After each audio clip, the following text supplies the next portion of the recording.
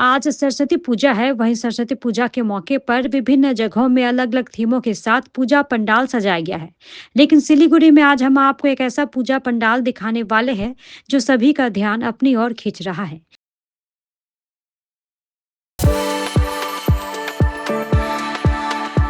We are the dreamers, the achievers, and the leaders. Come, join us today.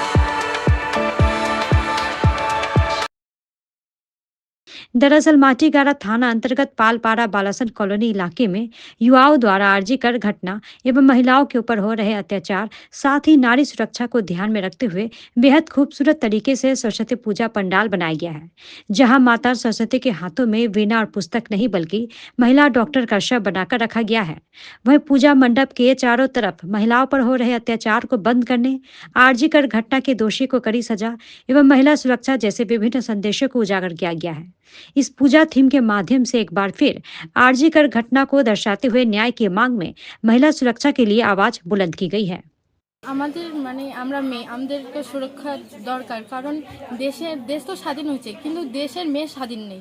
কারণ দেখা যায় যে আমরা একাই টিউশন যাইতে পারি না, স্কুল যাইতে পারি না, খারাপ পুরুষ থাকে, মেয়েদেরকে দেখে টিটকারি মারে, এগুলো যেন বন্ধ থাকে, আমাদের যেন সুরক্ষায় থাকি, আমরা এটাই চাচ্ছি।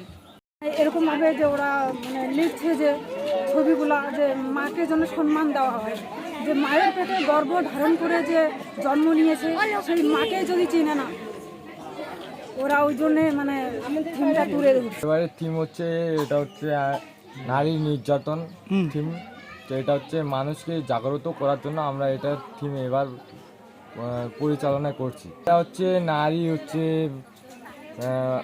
আমার দিদি বা হচ্ছে আরও অন্যজনের বোন বা হচ্ছে মা বোন হচ্ছে রাস্তা দিয়ে হাঁটা চলা করতে পারে না একাই, তার জন্য এটা হচ্ছে আমরা হচ্ছে এবার পরিচালনা করছি। এটা ধরতে গেলে এটা তো নারী নির্যাতনে, হ্যাঁ অ্যাকচুয়ালি যে শুধু আর্যগর তা না, হ্যাঁ যেরকম বধূ নির্যাতন হচ্ছে, যেরকম বুড়ি মায়ের নির্যাতন হচ্ছে, হ্যাঁ অনেক মা বোন হ্যাঁ সবারই নির্যাতন হচ্ছে, মানে সবগুলো ভাবনাই এখানে আমরা দিচ্ছি। হ্যাঁ যেখানে এখানে যেরকম অনেক এখানে ছবি দেখা যাচ্ছে, এখানে ছোট ছোট সবাই যে আছে ভাই বোনেরা সবাই মিলে এইগুলো হচ্ছে মানে কাজ করছে।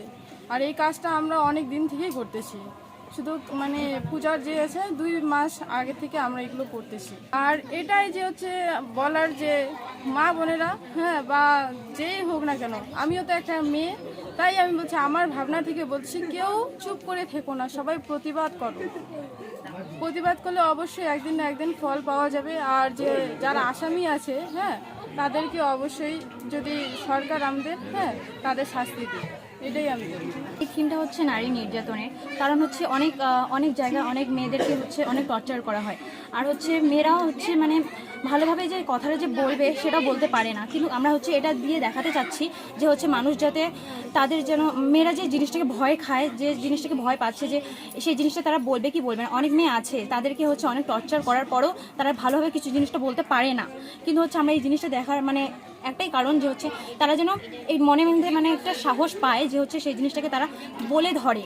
তো সেটাই হচ্ছে নিয়ে আমাদের এই থিমটা। আর হচ্ছে কারণ একটু আগে মানে হচ্ছে বললো যে হচ্ছে আমরাও হচ্ছে বুঝি জিনিসটাকে, কারণ হচ্ছে আমাদেরও হচ্ছে মেয়েদের হচ্ছে বেশিরভাগ জিনিসটা হচ্ছে সম্মানের থাকে। প্রতিটা ক্ষেত্রে প্রতিটা যুবককে বলি তারা যেন এভাবে সরস্বতী পূজা করে, এভাবে সবাইকে জাগরণ করে তোলে, প্রতিটা মা বোনকে জাগ্রত করে তোলে, দেশের আগের দিনে এরা আরও যেন রুখে দাঁড়াতে পারে, মাতৃশক্তি জাগরণ হোক।